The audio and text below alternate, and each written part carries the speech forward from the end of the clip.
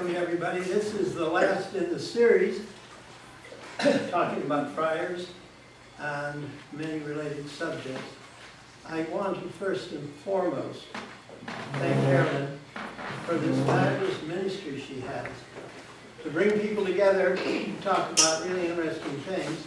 She's here every Sunday doing this. It's a marvelous commitment.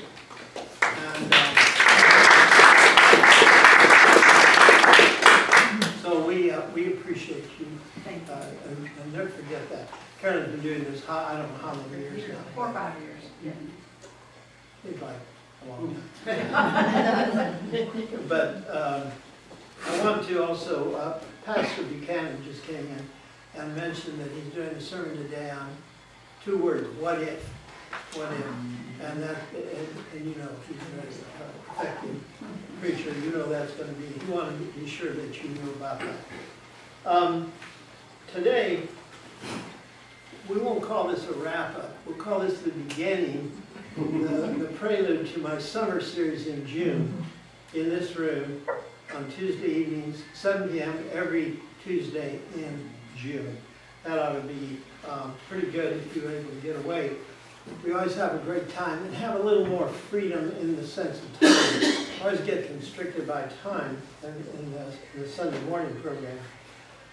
So I want to, first of all, just get us back up to speed with where we were. We were talking about the evolution of friars, and we've been talking about the Dominicans and how the Dominicans played such a huge role in the development of monasticism, mendicant orders. They became, in many ways, the leading mendicant order in terms of numbers. More saints came out of the Dominicans, more popes, more cardinals than any other order ever. It gives you a little idea how important they have been.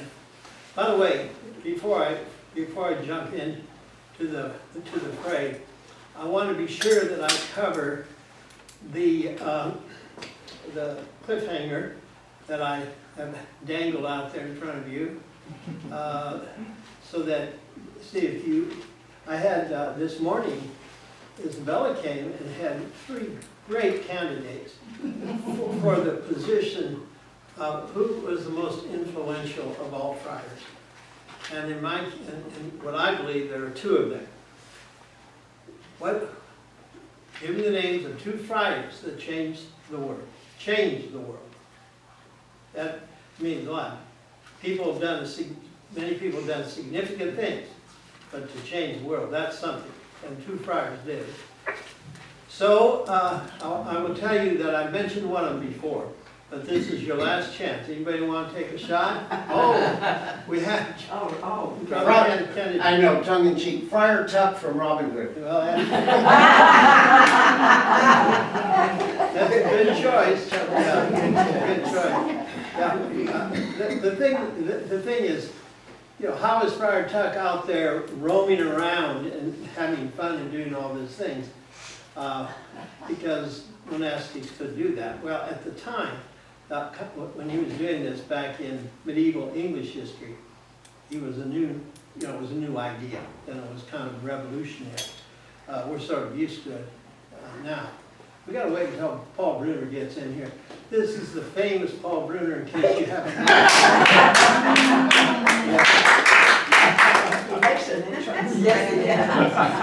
As I mentioned to you, the whole summer series is because of Paul Bruner. And I've done actually 2 or 3 series over the years because of 2 men that are in the room. One, Paul Bruner, the other, Jimmy Langkop, come up with new ideas, new things, send me things, give me things.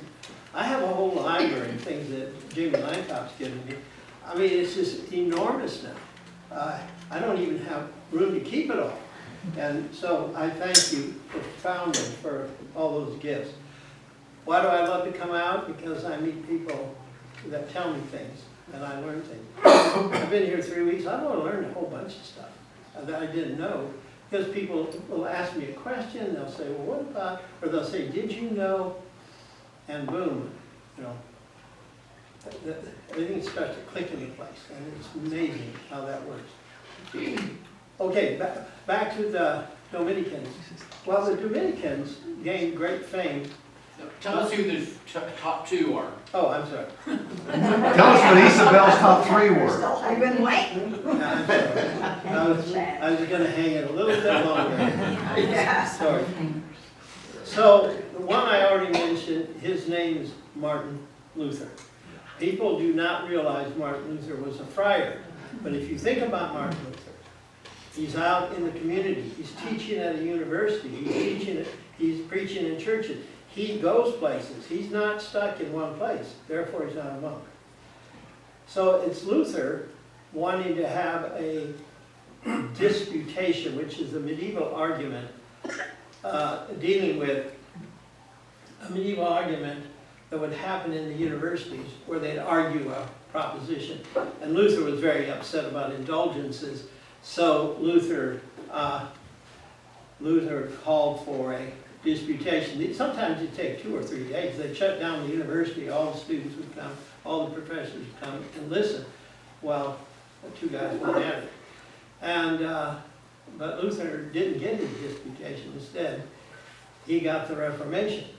And because of a whole series of events that lead to him breaking away from the church and creating his own church, the evangelical church. Not the Lutheran church, the evangelical church. And it is hard to find in history a social movement that had the impact of the Reformation. The settlement of the United States would have been entirely different. Our culture being entirely different. Everything we hold true, so much would be entirely different.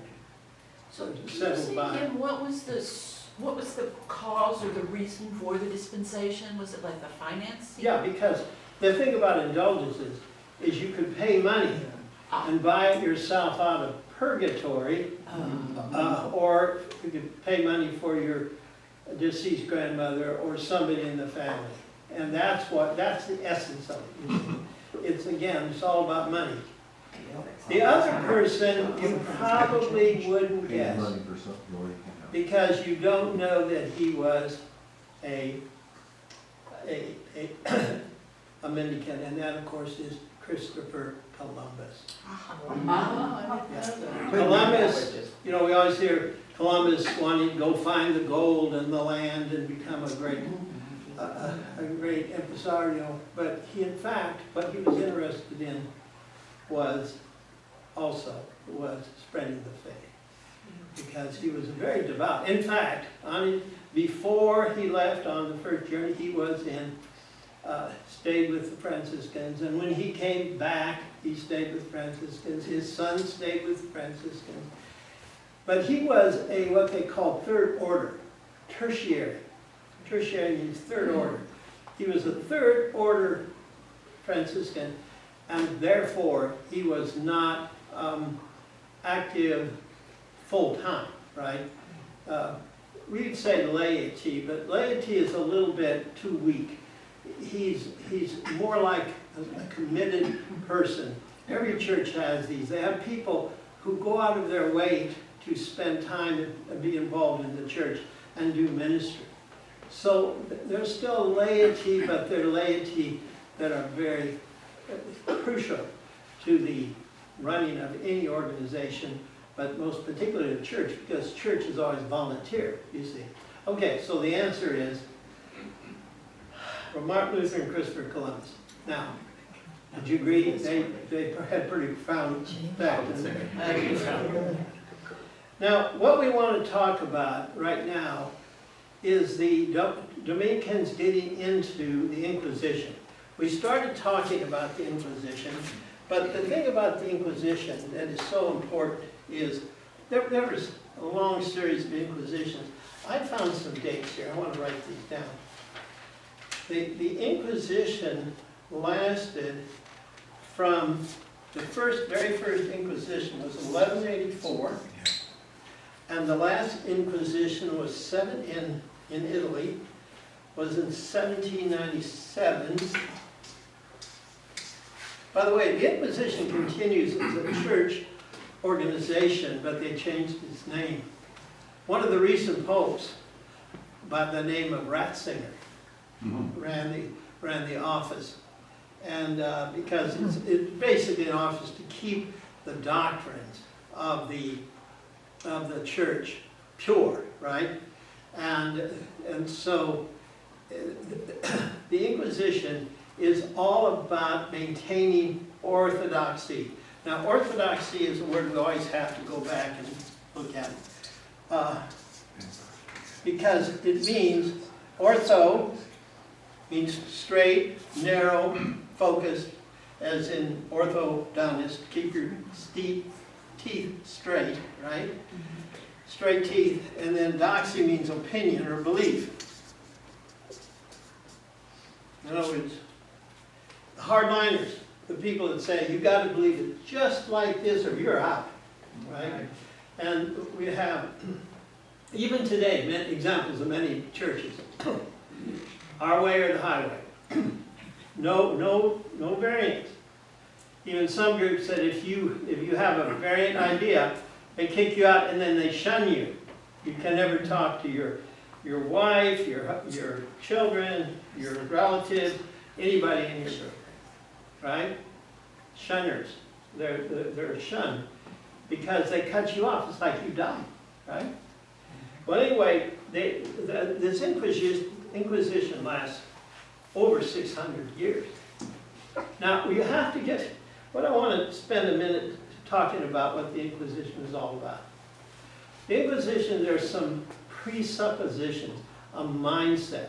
There's a mindset in the Inquisition that's really important for us to understand.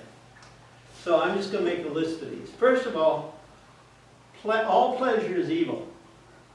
If you enjoyed yourself, you've been sinning, right? Wow. Boy, I enjoyed that. What fell in the blank? And no good. Spices, evil, right? It's funny how the church will have this long history of using spices and shunning spices, right? So spices in fact, the monastery, no food, no spices, right? You just get your potatoes, they're there, go for it. But there's no flavor, right? Spices are evil. Why? Pleasure. See? And so we can't have any pleasure. But they made an exception on feast days.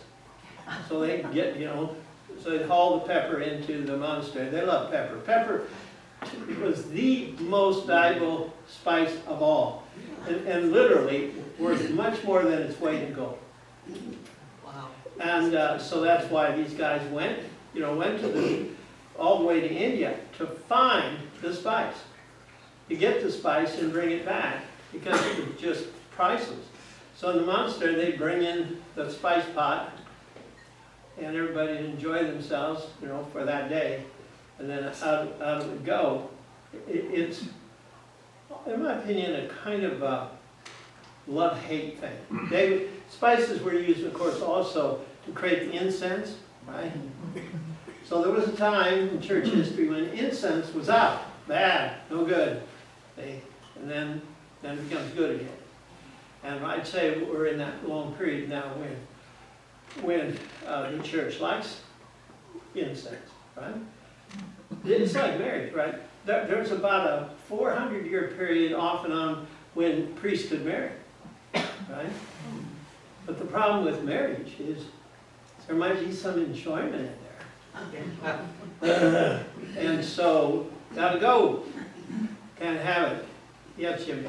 The real problem with marriage wasn't that with the church. It's because who was going to get the property. Yeah, the way. It was all about the property, all about the real Yes. estate. Yes. And so for around the year 900, I think, is when celibacy came in, because the church was losing too much land, because the kids and the wife got the land that the priest had. Bingo. And that was why celibacy got instituted in the first place. That's right. Yeah. Yeah, it was true. And to follow after that, anything that has to do with the flesh, right? Anything physically that we enjoy through our senses, through our bodies in any way is evil. And the church is fighting this war against the flesh. Even though they fought this crusade against the Cathars. The whole point of the Cathars is they thought the physical world was evil and the spiritual world was pure. Well, that's what the Catholic Church believed, and yet they had to knock out the Cathars because they are promoting a doctrine in which doctrines that are not identical. Again, this whole business about orthodoxy, purity of doctrine, right? And so you have to have this place called purgatory, because when you die, you have I did this wrong. Purgatory. You know, which your fleshly sins have to be purified. Your spirit still is trying to cling to the flesh, you see. So it has to all be purified. And that's done in purgatory. This is a very important doctrine, you see, in Catholicism, because without purgatory, then nobody could ever get to heaven. So now we also want to talk about this idea I mentioned the very first session on suffering. So suffering is essential to this purification process, to being holy. You can't be holy without suffering. You have to subjugate the flesh. And so you're very hard on yourself in every way you can think of. These men in the Middle Ages, these whipping boys, they just whip themselves, right? I was looking this morning at a painting of St. Francis of Assisi, right? There he was, you know, in praying to God, but right in front of him was his cat of nine tails. So he can just whip himself. And I may have mentioned this before. Martin Luther said, I whip myself and I whip myself and I whip myself, and it still didn't help. I still had thoughts of women. Whoa!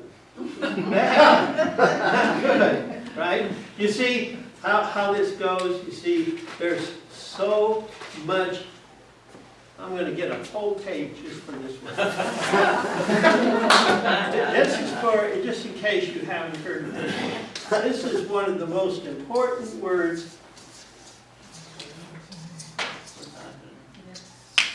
Misogyny. Miso means hate in Latin.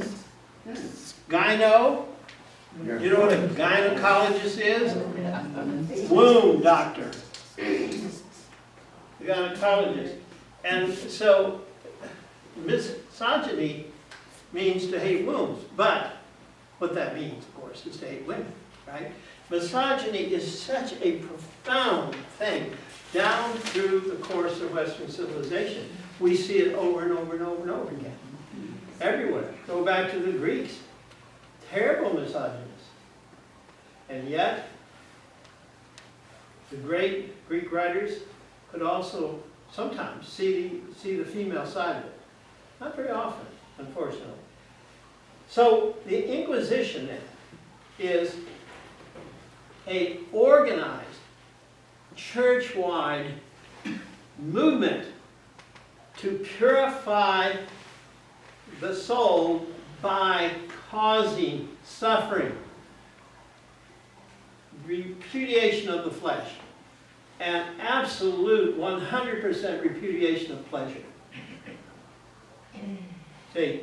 And that's where you have to get. Well, anyway, so the Dominicans get involved in this because what happens is they set a crusade against the Cathars.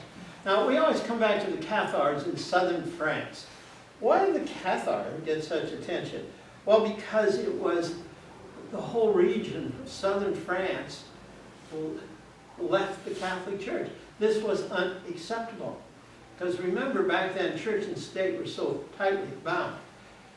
And France, southern France, was an area of strong heresy. And one of the themes that you find in Cathar literature and teaching, they had a much different attitude toward women.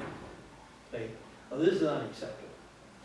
Now, so in the Inquisition, you have to see it from their point of view. In other words, how can you torture these people? How can you do these things? To get them to admit to their sin? He said, we're not torturing them, we're torturing the flesh. The flesh, you see. We're trying to get the flesh bent. We're trying to get the flesh under control so that they will go to heaven. We're doing it for their own sake. This is for them. We're just helping them. We are not evil. We are the essence of good. Because if we don't intervene here on these people, they're going to hell. And we can stop it by pummeling the flesh. And in those medieval Inquisition torture chambers. The more the screaming, the greater the pain, the happier they were. Glory be to God. See? Why? Because you are helping that person achieve salvation. And you're going to help shorten the time in purgatory. See, and the thing to remember about institutions, they always have underneath them a primary purpose, right? And so you can strip away layers and layers and layers of justification for an organization. Get down to the bottom of the Catholic Church, what you will find is get as many people into heaven who are brand name Catholic. Those poor Cathars, we had to slaughter them because we were saving their soul. You know, in the Cathar Crusade, the Pope sent a nuncio. You know what a nuncio is? A nuncio is a representative of the Pope. In other words, he speaks for the Pope. He reports back to the Pope. So he says, so the nuncio comes up to France, and he sees one of these great battles. And it was a little hard to tell if the people were Cathars or Catholics, right? Because they didn't have recognizable uniforms in that way. So they asked the nuncio, sir, why, I mean, what's happening here is Catholics are killing Catholics. So people, soldiers are going out and they're killing, we don't know if they're Catholics or Catholics. I mean, this is a mess. He said, no, it's no problem. Here's the line. God will know his own. Okay? Get it? God will know his own. In other words, God's own are the Catholics. Think about it. The Pope is the emissary of God on earth. Right? And so therefore, if the Pope is taken out to Cathars, this is the work of the God. Right? This is amazing. You know, this is very rare that anybody claims to be, at least in organized religion, claims to be the spokesman of God. But the Pope is the vicar of Christ. Vicar of Christ. And so when he speaks from his chair, it is actually becomes church law. Do you know what the word for chair is? Cathedral?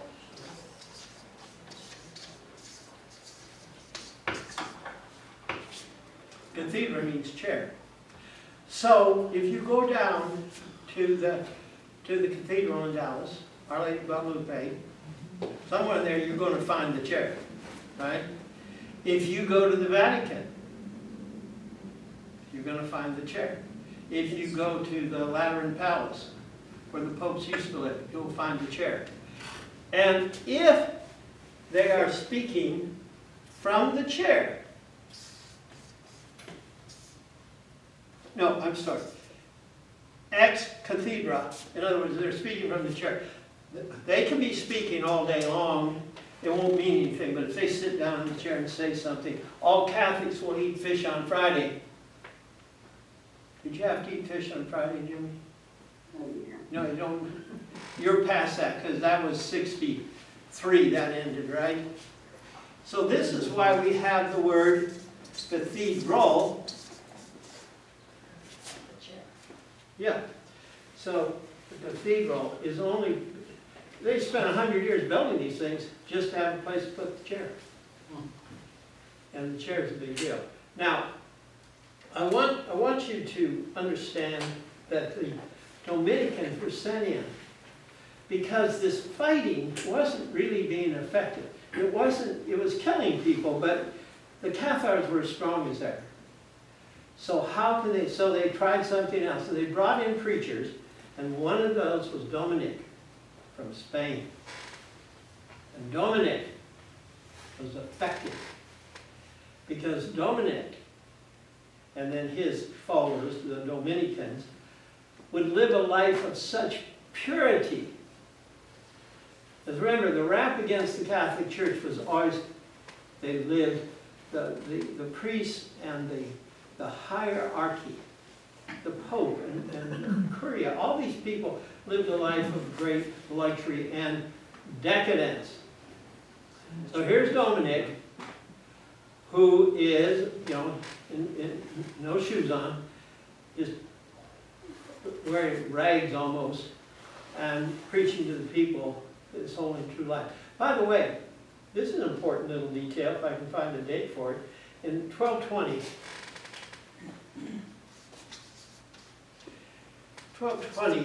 now Dominic, or Dominicans were formed, approved by the Pope in 1217, right? And then about 10 years before that, the Franciscans were approved. In 1220, Dominic's in Rome, and Francis happens to be there. And he meets Francis, and it transforms his life.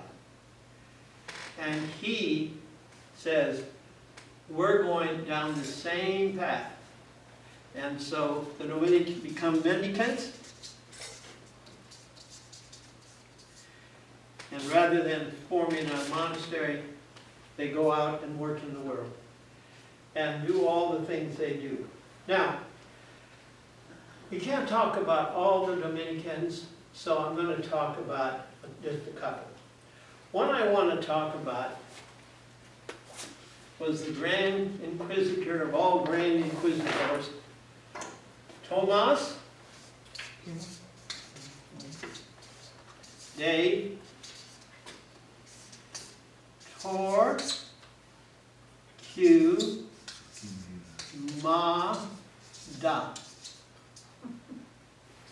Torquemada, the most famous Dominican. Torquemada, here's the connection. Torquemada was the counselor, advisor, and confessor of guess who? Isabella. Remember Isabella and Ferdinand? 1492, they sent Columbus sailing the ocean blue. Yeah, he is her confessor from the time she's a little girl. So you talk about having a straight route into influence. So many of the things that Isabella promotes, they believe came from Torquemada. Anyway, he institutes the Spanish Inquisition, 1478.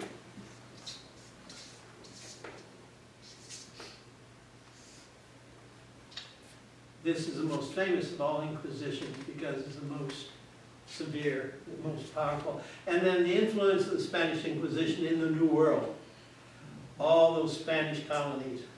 And the Portuguese pretty much followed suit.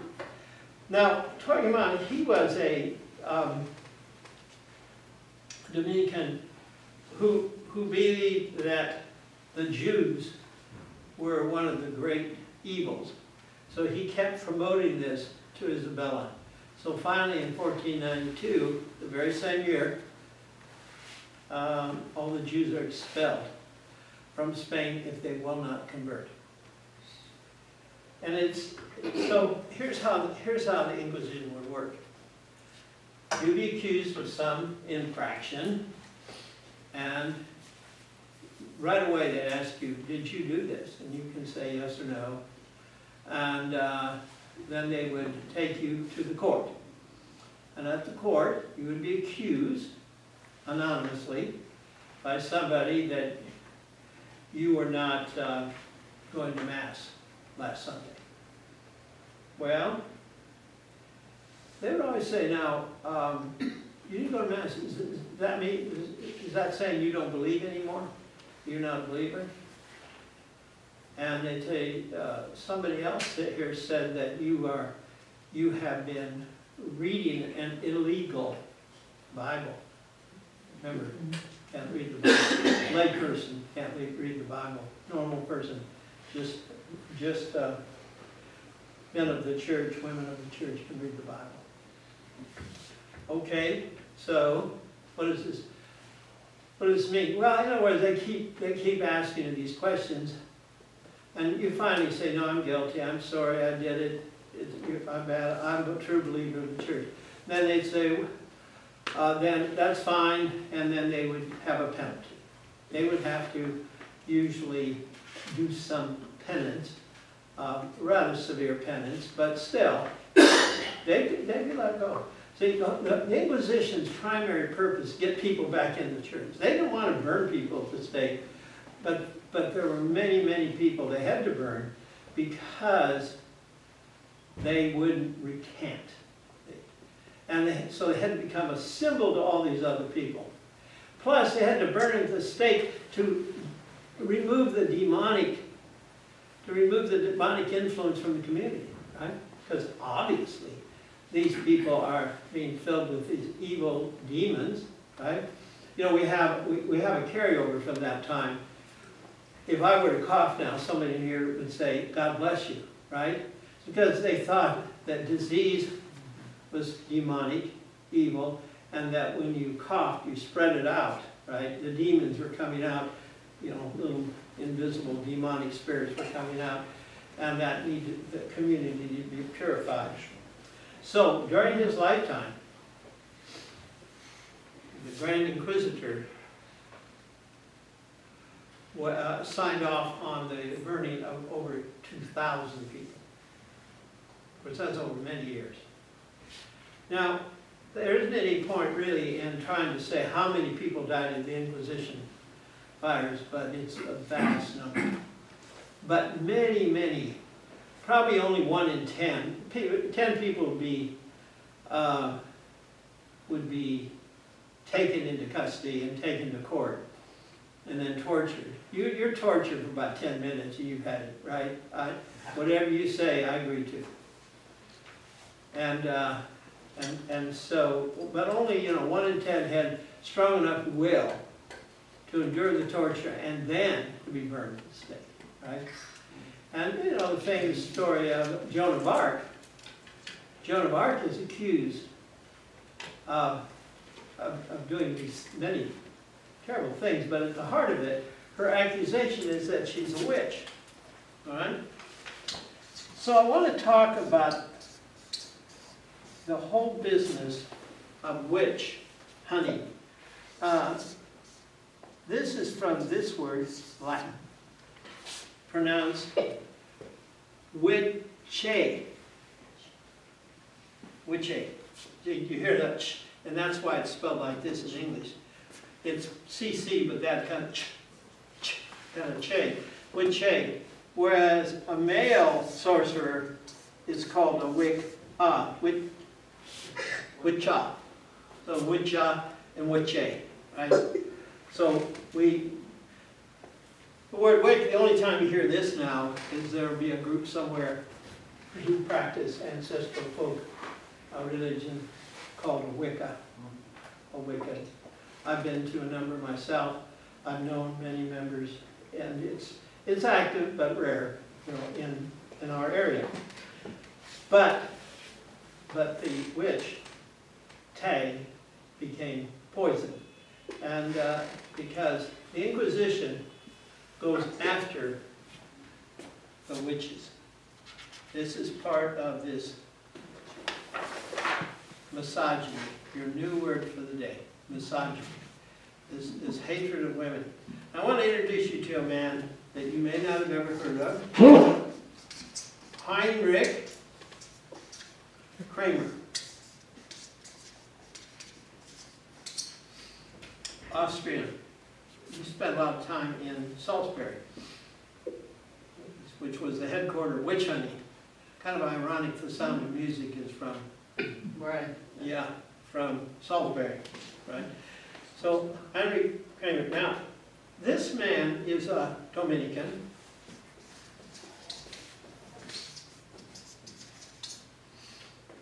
And he's really got a thing about the witches. And so he writes a book which translates The Hammer of Witches. The Hammer. I want to see if it's of the, hang on just a second. It's the hammer, yeah, it's of the witches. Which is not a very grammatically correct translation, but anyway. This book came out in the year 1487. You'll notice that there's a lot of activity going on about this time in the whole witch thing. So there was an official bull by Innocent VIII, Pope Innocent VIII, that gave him authority specifically, and the Dominicans, to now find the witches and destroy them. So that papal bull came out just before the book came out. So in other words, it had official authority. This was done as part of the Inquisition. That's really important. And in many ways, it became one of the main things. Because witch hunting became a craze across Europe and spread out of Catholic countries into Protestant countries and into England and spread among the Puritans. In fact, one of the great witch hunters in England was a Puritan man. Unbelievable. But again, misogyny knows no lines of division. And so in his search for the evil women, he was after this one particular, he targeted this one lady in Salisbury. She was a prominent wife of a wealthy merchant. But she had a kind of, we'd say today, a little bit of a reputation.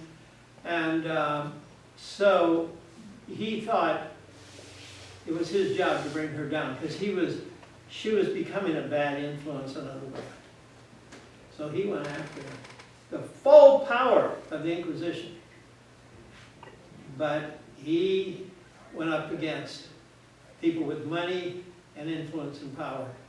And eventually they kicked him out of Salzburg, I'm sorry. Now, the problem in understanding why they became so crazy over keeping his women in place is a bigger problem than just the Catholic Inquisition and the witch hunt. It's the problem of why women have to be kept under control. And it has to do totally with the concept of patriarchy. Patriarchy is the driving force that men are in charge, at least on the surface, so it seems. And here we are now, we're looking back at 1400s, here we are in the first quarter of the 21st century. We've made progress. Still a long way to go. because attitudes change slowly. Very difficult. It's the same problem in race, trying to get people to understand how deeply racism is embedded in our culture. Well, misogyny is deeply embedded in our culture, and we are all kind of victims of it. And in my opinion, it's such a break on what could be so much energy that could be released if we didn't have still these attitudes about what women can and cannot do. All right, I want to finish up. Oh boy. Oh, bad boy. Bad boy. Now I want to show you something. So, once these mendicant orders, the Franciscan meetings, were very successful, other orders start following suit. I want to tell you a story. Over in Irving, there's a Cistercian monastery. They run the Cistercian school. My good friend, Father Damien, who was the founder of the Cistercian school, had come from Hungary, back in the Cold War. And the Cistercians were monastic. They followed the hours. They're there saying their prayers, singing their Gregorian chants, run on schedule. They live in individual cells and so on. But I started going over and visiting them, got to know them very well. Right outside the door, there are all these cars. They're just parked there. Each monk has a car. Now they can just walk over to the Cistercian school that they teach at the University of Dallas, across the street, and they teach all around. And so one day I asked them, what are all these cars doing here? And said, well, the fathers have to go out into the community. Go out into the community. You're a monastic order. Well, yeah, but we have work to do. I just knocked me over, right? And so it turns out that this mendicant business, this business of working out in the world, has influenced many monastic orders. Then there was a guy that came along by the name of Loyola. Ignatius Loyola, also Spanish, very important in history. And he was a soldier, but he became a holy man, kind of like St. Francis, created the Society of Jesus. And this came out of the Counter-Reformation. The Counter-Reformation was the Roman Catholics' reaction to and movement against Protestant Reformation. And probably the most effective organization that ever was created out of that were the Society of Jesus, known as the Jesuits. Now the Jesuits had a very simple strategy. They would go out in the world primarily as teachers, and they would open preparatory schools and universities and colleges and so forth. But the idea was this: you go into a community and you educate the future leaders. And those future leaders will then eventually bring the country back in harmony with the church. This is exactly what happened in the country of Poland. Poland was totally Protestant. It had been swept by the Protestant Reformation. But the Jesuits got in there when it was under Russia. This is very strange, but the Russians let the Jesuits in. I mean, weird. And the Jesuits, by the way, got kicked out of many, many countries because of their strategy. But the Jesuits were very effective in Poland. And they converted the whole country back to, it's the most Catholic country in the world, I think. I mean, where people are still devoted, because so many Catholic countries don't have a lot of people that are really devoted to the church. It's just their heritage. Okay. So the point of this is that religious orders are influenced by each other. And imitation is the sincerest form of flattery, right? Imitation is the sincerest form of flattery. So they imitate what they see, what they like. That's exactly what happened. So the Jesuits have been enormously successful. By the way, the Jesuits and the Dominicans both have about 30 university or colleges open in the United States.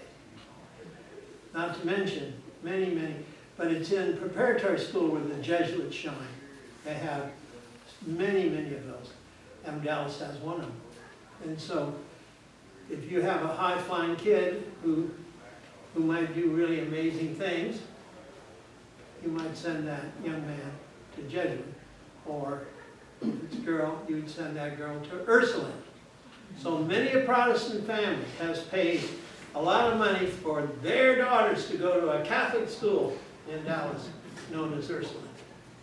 And because it's so high, the status is so high. Okay, now Carolyn, I humbly want you to accept my apology for running over every time. Oh, we're all Every- so upset.